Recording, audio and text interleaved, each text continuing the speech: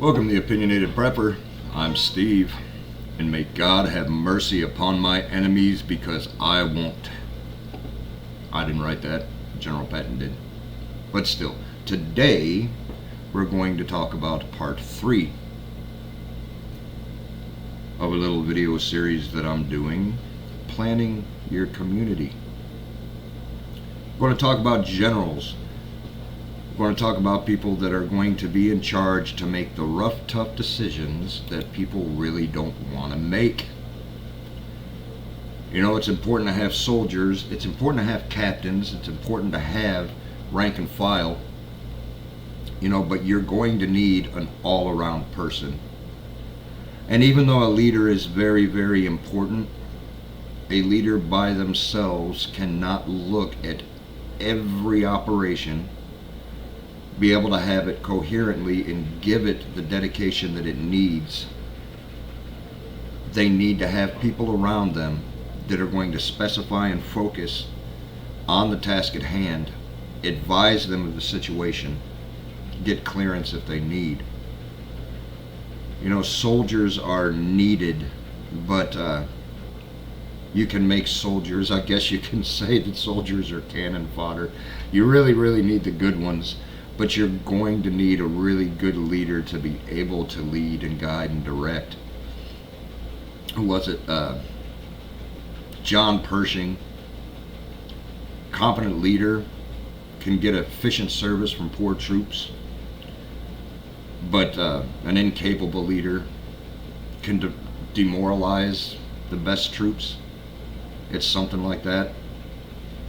You know, if you have a good leader, it doesn't matter what kind of soldiers you have or anything like that, but if you have pretty much a lackadaisical, worthless leader, it doesn't matter how good of a soldier you have.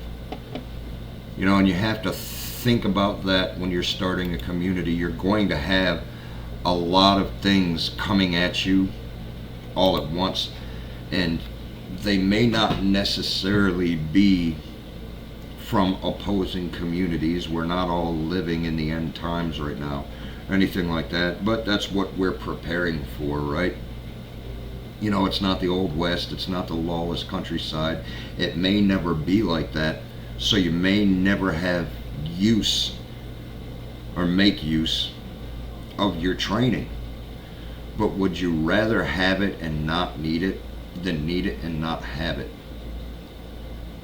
You know, I would rather have an old salty dog general, you know, that's ready and almost itching for war to break out in the sidelines, in the wings waiting, than have something heaped on me and say, we need this, you're the best bet we have, and then just deal with it.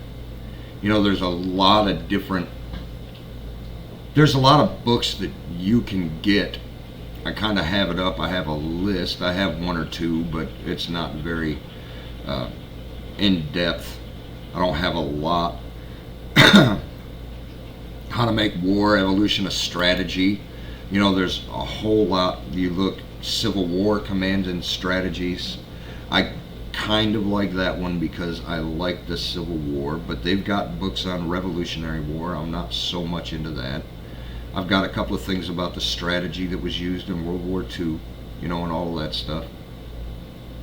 And that's good. I mean, I'm not going to recommend The Art of War or anything like that. You can. I mean, it's a good inspirational read. The last I knew, Sun Tzu lost more wars than he won, so you're taking advice from a loser. You know, but it doesn't even really necessarily need to be war like that. You know, wars being waged on us every day.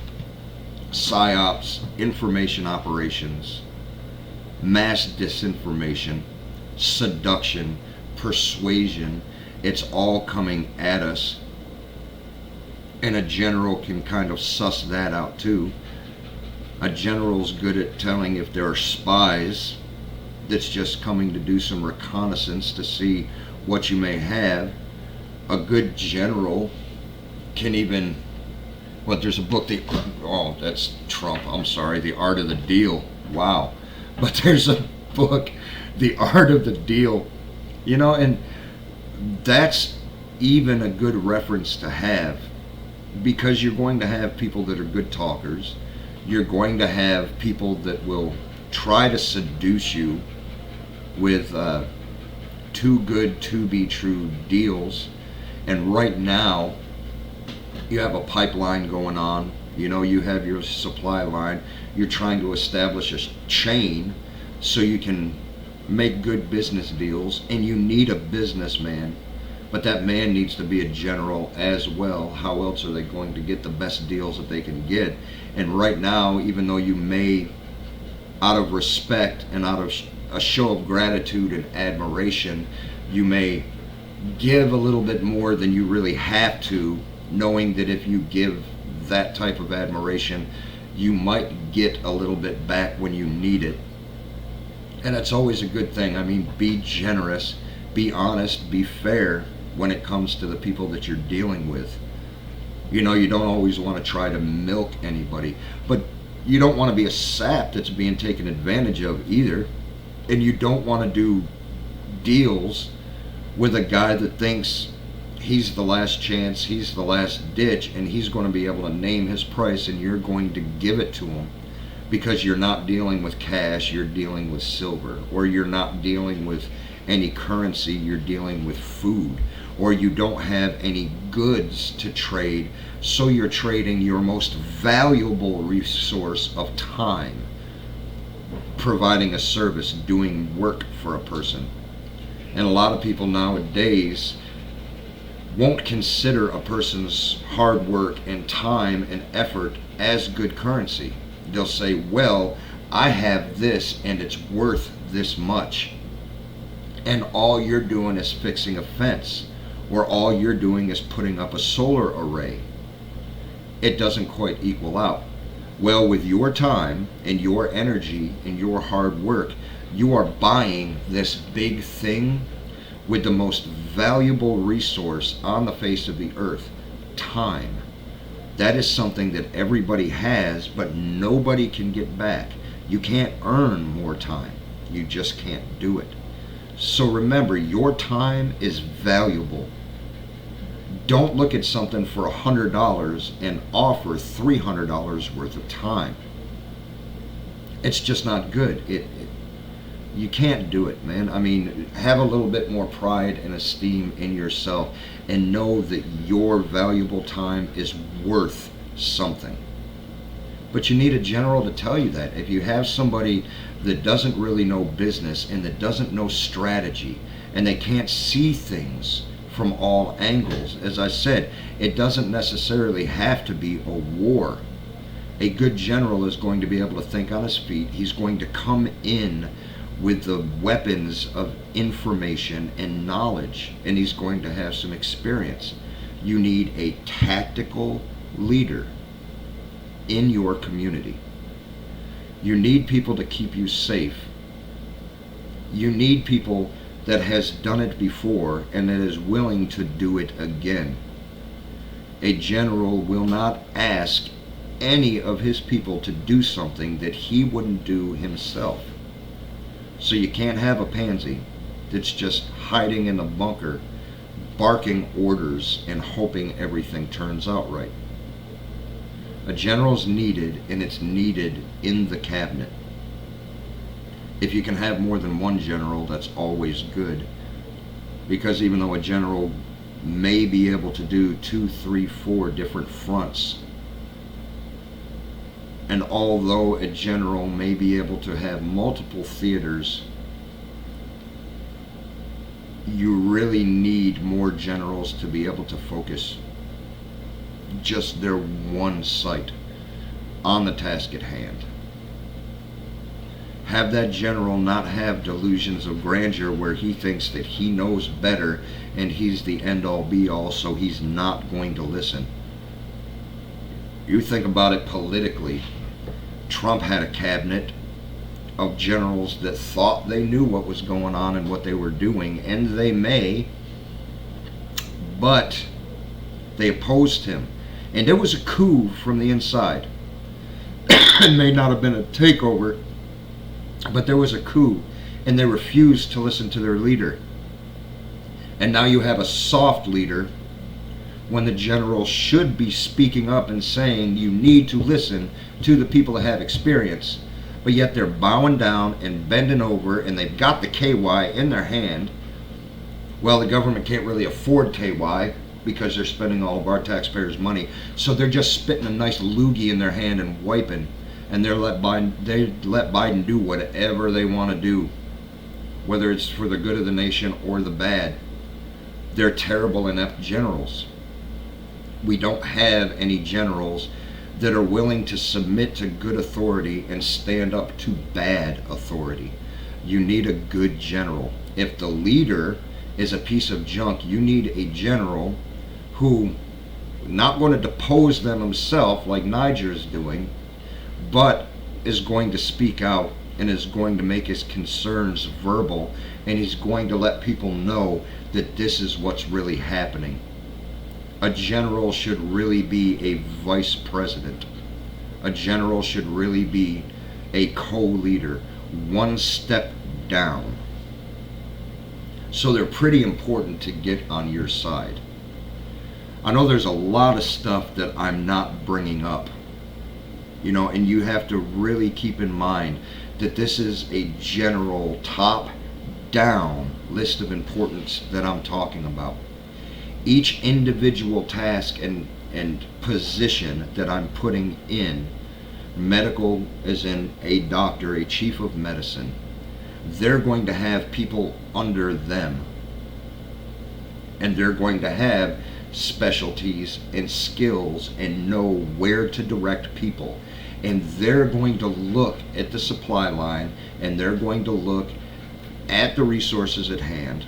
They're going to look what's in their arsenal, as in what do we have, what do we need, what can we trade for, what are we going to need in the future. That's each main person's responsibility, if you will. You can't have just one treasurer that's going to look at all of the medical supplies, all of the food supplies, all of the defense supplies. You can't have just one person responsible for all of that.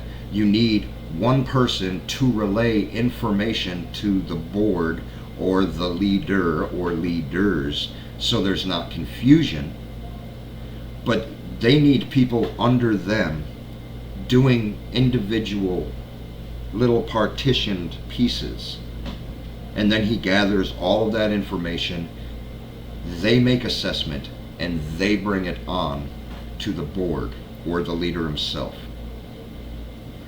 So when I'm talking about just the individual, I'm talking about a pyramid. Okay, just please keep that in mind. When it comes to the supply line and everything, you need to be able to take all four of those main categories. You need to be able to confer. The leader is going to have to confer with the doctor, and they're going to have to confer with the farmer. They're going to have to confer with the general. And they all have to get around, and they have to make a decision on who are these people that we're going to do business with. What do they have so we don't need to find very many more? Does this one group, or does this one store, or does this one supply place have everything that we need? If they don't, do they have the majority of what we need? Because when you're in a community, remember, you want to keep things small, but you want to keep things private as well. You don't want a big "Welcome to Disneyland" sign. You don't. You want to keep stuff in-house and close to chest. So when you're dealing with a supply line, remember having one person, two people, three people to get your supplies. Keep it as small as possible, but don't go without your stuff. When you're dealing with a person that may be a blacksmith, find out if that blacksmith will go to the people that supply him and order the things that you need while keeping your confidence and keeping you a secret. And let these people play middleman. You're not using them. Give them a little bit more for their time and their effort. Treat them right and they'll treat you right. But don't go out and say, well, I can get this from A, this from B, this from C, this from D, and I keep it compartmentalized so nobody really knows who I am. You're not going to want to have strangers, and that's going to fold real quick. Because if you have a supply line, and that supply line has 15 dedicated members of it, if one of those dedicated members falls, you're in trouble. You need to have a backup. You need to have a plan. You need to have it rather small. If you don't want to have it small, and you want an A, B, C, D, and you want redundancies and contingencies, just keep your name out of it.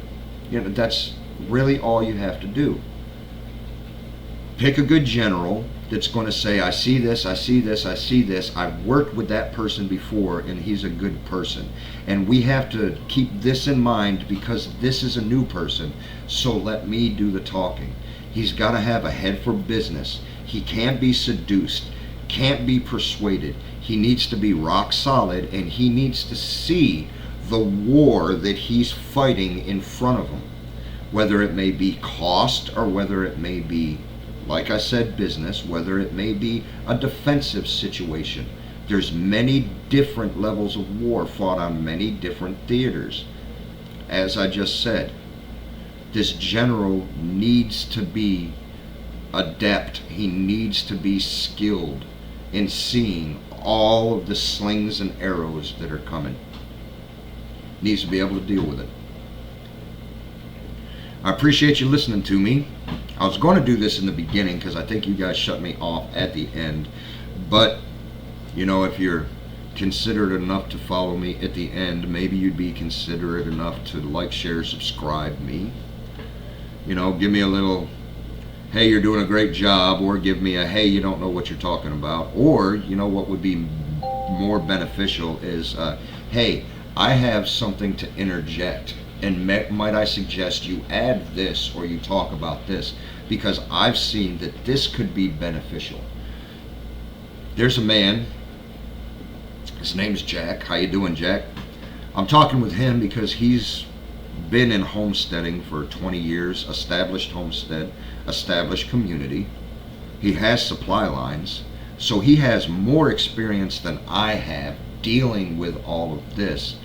And I bounce some things off of him, and he gives me some useful information that I can sort through, and I can reword it and make it my own. It's not plagiarism if you put some work into it. But still, you can find me on the Facebook. You can find me on the Rumble. You can follow me over on Locals if you'd like. It's a pretty good community. I'm not the only one there. And it's not a paid subscription. I mean, there are paid subscriptions, and I have only a couple. I'm not putting a whole lot into it because, like I said, I don't make anything off of this. I'm going to give the option, but it's free, and I always have some more things to add to, so you get different content, more exclusive content, if you follow me over on Locals. The Opinionated Prepper, Opinionated Prep is my handle, good buddy. Facebook at The Opinionated Prepper. Twitter at The Opinionated Prepper. Rumble at The Opinionated Prepper. If you start to see a pattern, good, because I'm tired of saying it. Have any questions, comments, want to reach out to me, have any suggestions for new videos or anything that I might touch on, you can reach me at aholequestions@gmail.com. There's coffee, there's book. You should know it by now. I don't think I'm going to put it in the description on this one. I didn't put it in the description on my latest Rumble because I think everybody kind of needs a break from just having the stuff thrown at them every day. If you know me, if you look in the descriptions, you know about the coffee, you know about the book. You know about TPH Network, which is a fantastic platform. You should go and join. You can see me there. You know, a whole lot of people that know a whole lot more than I do, and that are nicer than I am. So if that's the kind of thing you're into, nice, then you'll have fun over there. But still, guys, I think it's about dinner time, and my grand boys are probably eating each other. I hear quiet, which means I'm concerned. So God willing, we'll see you tomorrow.